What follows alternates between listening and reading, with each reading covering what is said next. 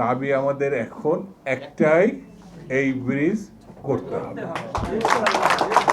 এই জায়গায় কোনো আপোষ নাই। সরকার আমাদের, সরকারের যা যা সহযোগিতা করতে হয়, কারণ এই দলের জন্যে, এই সরকারের জন্যে এখানকার সব মানুষ, ওই অঞ্চলের মানুষ নানানভাবে আত্মত্যাগ করেছে।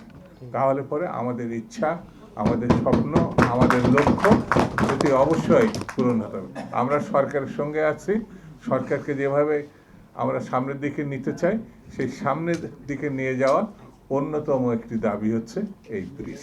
তার এই দাবিটি আজ থেকে 30-40 বছর আগে থেকে এই কথা বলে আসছে। আমি একবার এক আলোচনায় একটু রাগান্বিত হয়ে বলেছিলাম, ব্রিজ যদি না করতে পারেন তাহলে আমাদের অনুমতি দিয়ে দেন, আমরা কলকাতায় যাতায়াত করব।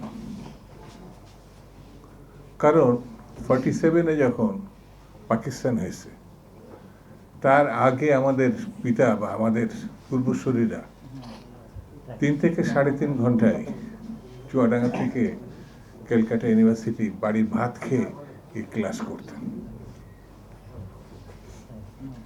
সেই সময় দর্শনায় ওই দিক থেকে ডাইরেক্ট, এই যে গোয়ালন্দের রাস্তা ব্রিটিশ ভারতের সময়। 47-এর পরে আমাদের রাজধানী, প্রাদেশিক রাজধানী ঢাকা, তারপরে রাজধানী এখন বাংলাদেশের রাজধানী ঢাকা। আমি ছাত্র জীবনে আমার নিজের অভিজ্ঞতায় এত অনিশ্চয়তাপূর্ণ রাজধানীতে আসার আর কোনো দ্বিতীয় কর্ম ছিল না। যখন এই পদ্মা, আর আব্দুল আলিম সাহেবের গান আপনাদের মনে আছে কিনা, পদ্মার ঢেউরে, বিশাল ঢেউ অতিক্রম করে ফেরি আকাশে উঠতে আবার থপ করে পড়ত, মানে নিচেরটা ফেটে যায় কিনা, সেই পদ্মা তো এখন নাই। তখন আমরা ঢাকা শহরে কত সময় ব্যয় করে এসেছি। অনেক সেতু হয়েছে, এই যে প্রথম সেতু হয়েছে, এখন আমরা দ্বিতীয় সেতুর কথা বলছি। আমি চিনে গেছিলাম এক নদীর উপর যে কত সেতু আছে, না দেখলে আমি বুঝতাম না। অর্থাৎ যোগাযোগটা হচ্ছে রাষ্ট্রের উন্নয়নের জন্য, শিক্ষা, সংস্কৃতি, ব্যবসা বাণিজ্য, মানুষের হৃদ্যতা, একটা সেতু কতভাবে ভূমিকা পালন করে। এই যে আমাদের পদ্মা সেতু যেটা হয়েছে, বিএনপির তো দুটো দাবি, দেশনেত্রী বেগম খালেদা জিয়া বলছিল একটা না 2টো পদ্মা সেতু হবে। এটা আপনাদের স্মরণে আছে কিনা আমার জানা নেই। এটা বিএনপির দাবি, বিএনপির রাজনীতি। আমাদের দেশনেত্রী আজকে আমাদের মাঝে নেয়, আল্লাহ তার বেশ নসিব করে, দোয়া করি। তিনি এটা বলে গিয়েছিলেন। এটা হাবিব সভাপতির বক্তৃতা করতে গিয়ে যেটা বললেন, এটা যেন সত্যি করতে হবে। এই সরকারের সময় এই সেতু শুরু না, শুরু এবং শেষ করতে হবে। এটা দাবি না, এটা বাস্তবতার নিরিখে চিন্তা করতে হবে। কারণ এটা বিএনপির, আমাদের দেশনেত্রী বেগম খালেদা জিয়া এটা বলে গেছেন, ইচ্ছা প্রকাশ করেছেন, স্বপ্ন দেখেছেন। বন্ধুরা, এই যে আমরা পদ্মা সেতু এদিক থেকে না, এই যে মানিকগঞ্জ থেকে যে আমরা যাতায়াত করি, এই যে আমাদের ট্রেন লাইন, এটা তো গোয়ালন্দের ট্রেন লাইন। ব্রিটিশরা চিন্তা করেছিল হয়তো থাকলে তারা ব্রিজও করে ফেলত।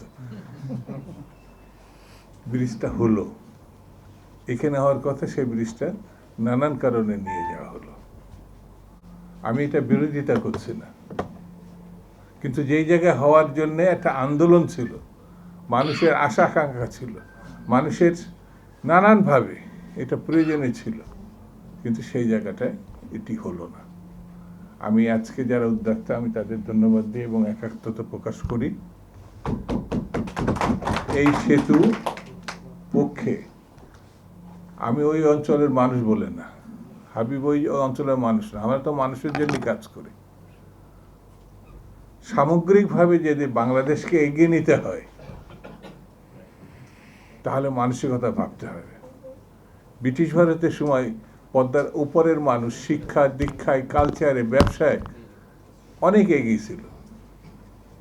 তারা পদ্মা পেরিয়ে এদিকে আসতো না, তারা সরাসরি কলকাতা, তখন রাজধানী, সেখানে যোগাযোগ করত। আমরা ত্যাগ স্বীকার করেছি, ওই দিককার মানুষ ত্যাগ স্বীকার করেছে, এদিককার মানুষও ত্যাগ স্বীকার করেছে। অনেক কিছু হয়েছে, অনেক জায়গায় 1 মাইল রাস্তা করতে গিয়ে অসমতল জায়গায় যে খরচ হয়েছে, কিন্তু সেই খরচ আমাদের ওই ওই ওই দিককার জায়গা কিন্তু অসমতল না। 1 মাইল রাস্তা করতে যে খরচ, সেটা কম খরচে আমাদের করছে।